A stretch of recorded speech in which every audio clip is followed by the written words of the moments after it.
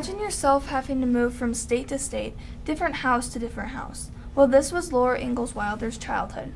Laura Ingalls Wilder was a remarkable woman. She fought through many obstacles, which made her grow into the strong and courageous woman she was. Laura was born in 1871 in a little cabin in Wisconsin. Her family consisted of her pa, ma, sisters Mary and Carrie, and their dog Jack. Laura's family depended on each other every day. Each person was responsible in completing the chores for the day, which included gathering and growing all of the food they consumed. It was hard work for families to survive during these times, and the weather was a major factor in the amount of produce people could gather from their crops. Some crops failed, and this usually forced families and people to move on to a different place and start over. The Wilder children were homeschooled by their mother, but attended country schools when they could. All of the children were academically smart, as their parents believed their children should have a good education. Attending school was difficult for the Wilder family because they were forced to move several times. The Wilders moved from Wisconsin to Kansas for new opportunities.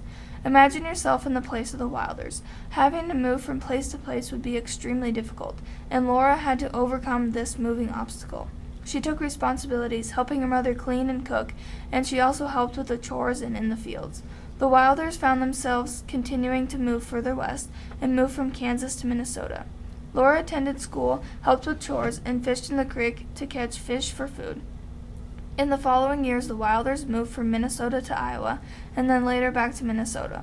Because of failed crops and misfortunes, Laura and her family moved from Minnesota to the Dakota Territory.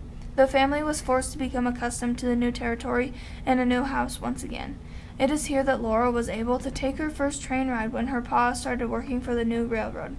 Moving to the Dakota Territory made the Wilder family brave the harsh winter of 1880 and 1881. The big blizzards covered the town with snow, and outside supplies were forced to be cut off because no one could make the trek to deliver supplies in the blizzard conditions.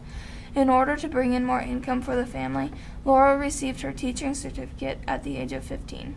She was forced to live apart from her family 20 miles away in a one-room schoolhouse. This was hard for Laura because she was very young to have to be living alone. However, Laura met Almanza, who took her from her family's house to the schoolhouse, and from the schoolhouse to Wilder's homestead every weekend. Laura was able to overcome these obstacles as she and Almanza got married and lived in South Dakota, where Laura continued to teach. Later, her and Almanzo had a daughter, Rose, once they moved to Mansfield, Missouri. Because of the amount of obstacles the Wilder family overcame during their many moves, Laura was inspired by her daughter to write about her childhood. Her first book of the series, Little House in the Big Woods, was published when Laura was 65 years old. The Little House series is written to describe their lives in memorable places that Laura lived throughout her childhood. Laura continued to write and live a happy life in Missouri. The amount of obstacles she and her family overcame by moving across the United States shaped her into the courageous and strong woman she became. Laura once said, "I understood that in my own life I represented a whole period of American history." She wished for the children growing up after the frontier had closed to understand more about the beginnings of things, what it is that made America as they know it. Looking back, moving from place to place inspired Laura to write about it because she knew this migration was part of American history, and that is how she overcame the obstacles of moving from place to place.